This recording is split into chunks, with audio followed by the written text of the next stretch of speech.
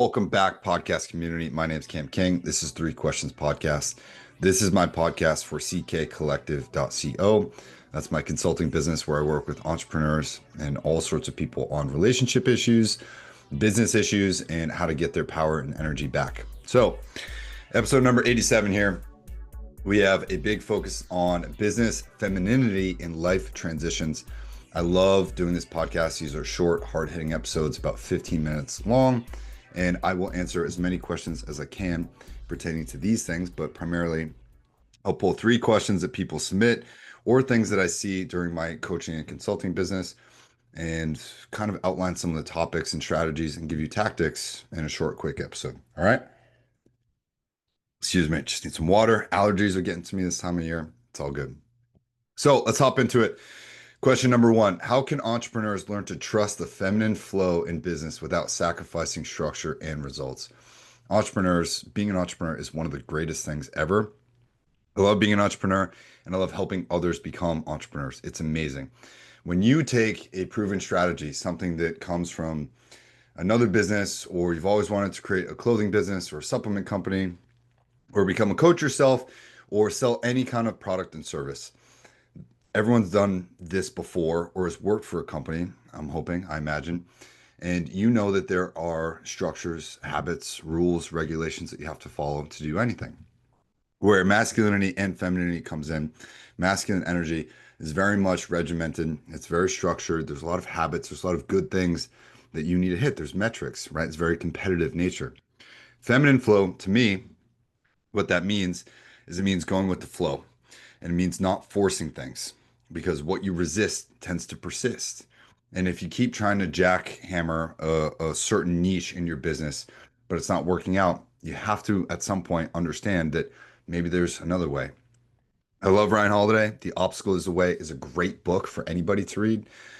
That book can be applied to entrepreneurship and in relationships. But what the feminine flow in business means, it means that you understand what the low-hanging fruit is, and you're able to do that.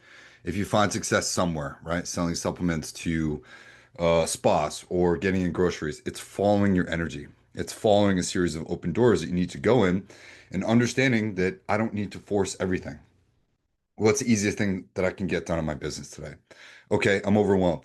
Yes, for me as an entrepreneur, I have about 20 different things that I want to do today, but it's already noon. It's almost one. I'm not going to get all 20 of those things done. But if I think about all 20 of those things and I let those things stress me out, that will prevent me from getting anything done. Following the flow to me means just doing the next thing. And if you're an entrepreneur and you're overwhelmed and you don't have a schedule, or you are super structured and regimented, following your flow, following your energy simply means just doing the next thing. Okay, make a social post. Okay, make a blog. Okay, redesign this product label. Okay, reach out to one business. Granted, if I can just do those four things in a row and be present in that task, that's what following the flow is. And you need that sort of feminine energy. Okay, what's a low hanging fruit? How can I move my business one step forward? Understanding when you're going to burn out, pulling back, taking a break. That is something that I recommend to every entrepreneur as well. You guys like to burn it down. I have a lot of clients that run businesses and they are working their asses off each and every single day in order to achieve their dreams, to get financial success, to get financial freedom. I have other clients that are becoming day traders and they want to make $1 million in a month. They have all of these hardcore, awesome goals, but they're broken down into micro checkpoints. Following the flow means that you don't need to run every single day. You can legitimately just give yourself the time and space to do what it is that you need to do. And even if it's one thing, that's fine. If your feminine energy is telling you to take a break, pause, relax, take a nap, and just you're feeling completely overwhelmed, listen to that. The feminine flow in business is super important, even to the most masculine of men. Understand when you're burning it down, when you have the energy, go and advance forward on your business.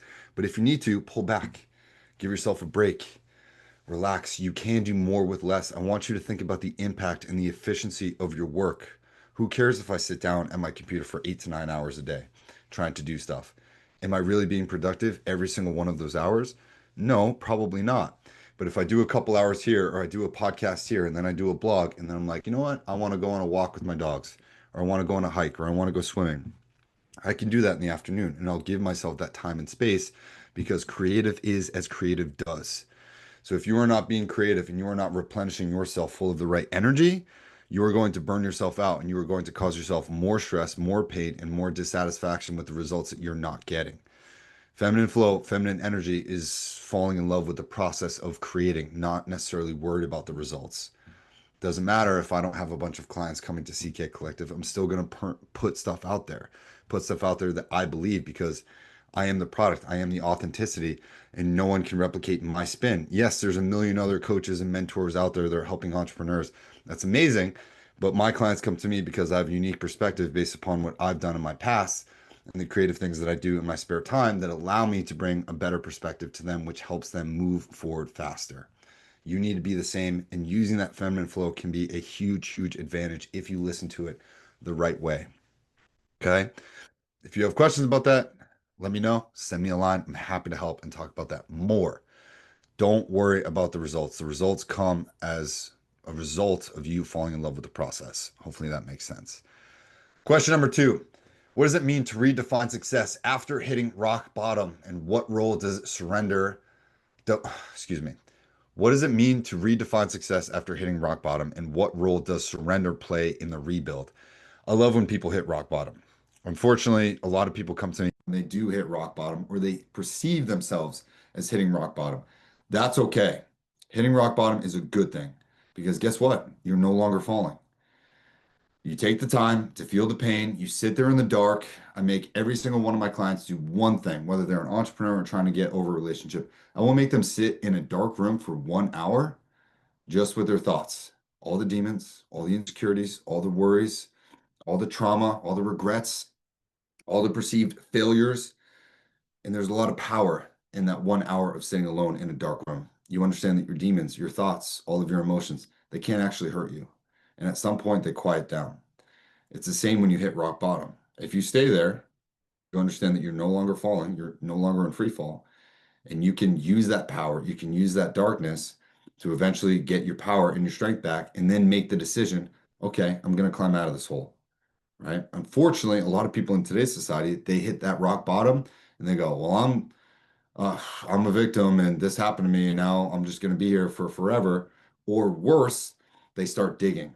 They hit rock bottom and then they keep digging. And I'm like, you're in a hole. Why are you digging?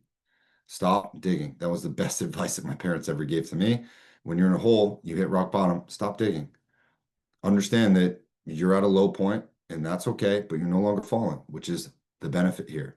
Use that darkness to your advantage and then plan a way to start climbing out. If you need to carve stairs into that damn tunnel that you fell in, awesome, do it. If you need to figure out how to climb, awesome, do it. Even if you fall back down in that pit, okay, cool. Take that time, find a way to climb back out. Go watch The Dark Knight Rises. I think it was The Dark Knight Rises or Batman Begins with Christian Bale. Remember how he climbs out and he falls down a bunch of times? Eventually, he gets out of that prison that's in the ground. Okay. That's you after trauma. That's you after a breakup. That pain, that failure, that regret, all those things, they can't actually hurt you, but it's your decision to climb out of that thing that gets you out of that very thing. You have to decide what it's going to look like when you get out of that hole. You have to decide that, okay, I fell down this hole. What were the things that allowed me to fall down in this hole in the first place? What were the things that I missed? Where was I going? How was I not paying attention? You take those lessons that allowed you to fall into that hole in the first place, you take the pain of hitting the ground, and at some point you make a decision, I'm getting out of this. And here's what it's going to look like, and here's what I'm going to build when I get out of this. You have to decide on what that looks like, and you have to go after that with complete insanity. Go after that with delusion. Gaslight yourself to the point where you say, you know what, rock bottom, I'm never coming here again and I'm getting out of this thing. And here's what it's going to look like on the outside. Once you make that decision and you identify all the specifics of what it looks like, when you get into that next relationship, when you meet that next person, when you get that next job, when you start making money, when you decide to build that business now, here, today, when you sign up for Squarespace or Shopify, figure out a product or service that you want to push, you start learning, you start watching YouTubes, listening to podcasts, listening to motivational stuff, and you say, I'm going to become a better version of what I just was, and I'm never coming back here again. That moment, that's when you start climbing. That's when you start elevating yourself. That's when that decision, that's when everything changes. It doesn't matter if you're still in the hole. If you can identify and see it in your mind first, You can have that in your physical reality, but you have to identify those things with so much specificity. Okay. I cannot stress that enough. And this is what I teach clients to do. I feel like a broken record saying this because I've said it to 1,000 people already, but you have to identify what it is that you want and who you want to be. And then you make a decision that I will either find a way or make one. Okay. Strongest thing I can tell anybody. I will either find a way or make one.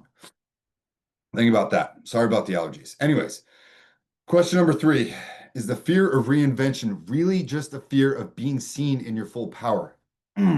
Love that question. You can always reinvent yourself. There's a book I urge you to read, and it is The 48 Laws of Power by Robert Greene. You should read one chapter a day until that book is burned into the back of your mind.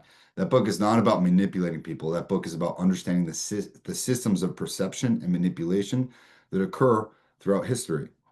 All of the lessons from that book can be seen in the modern day. And I think this book should be given to every high schooler as well.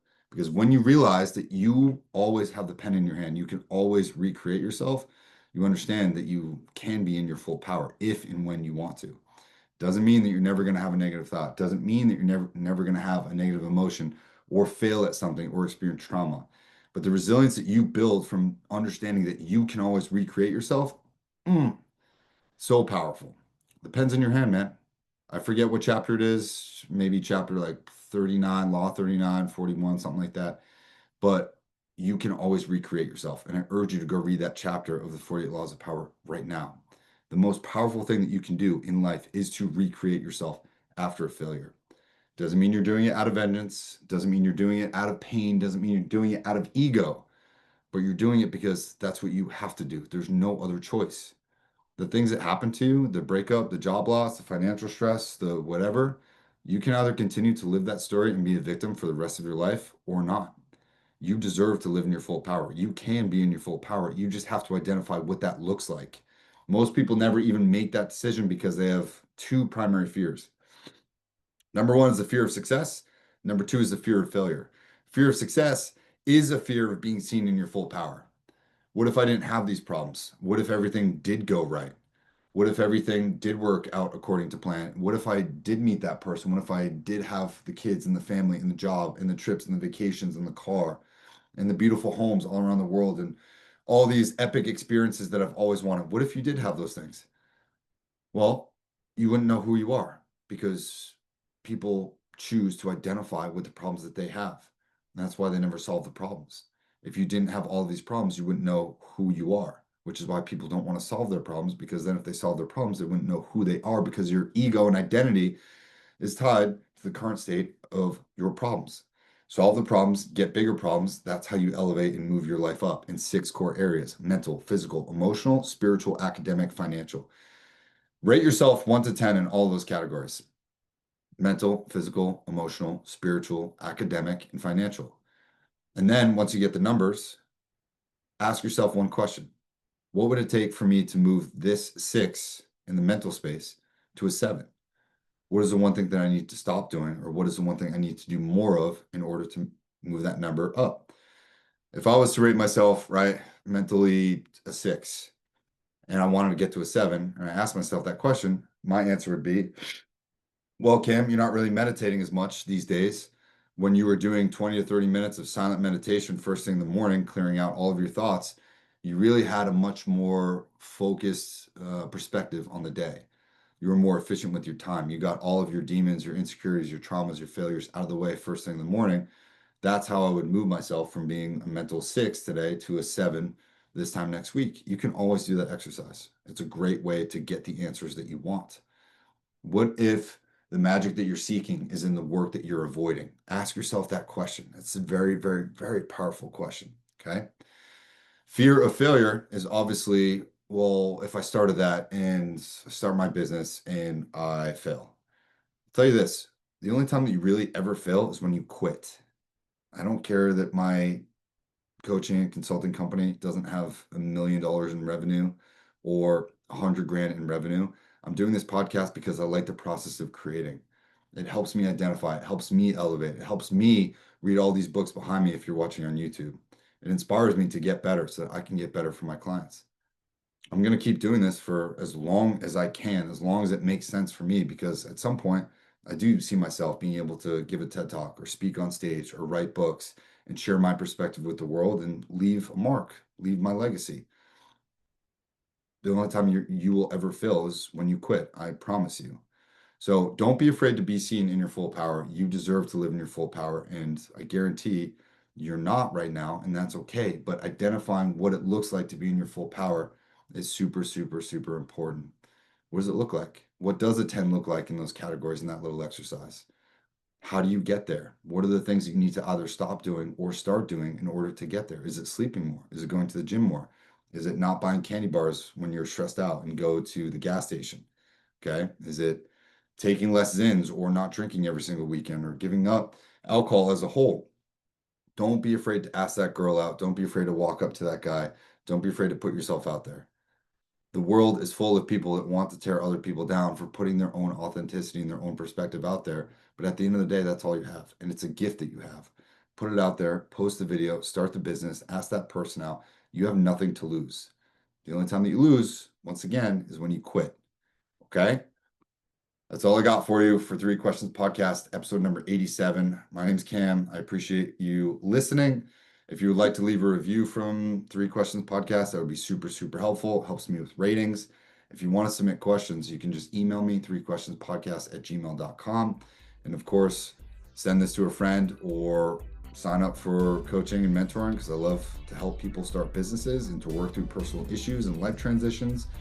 But yeah, I really appreciate you guys. Have a good rest of your day, and I will speak with you soon. Take care.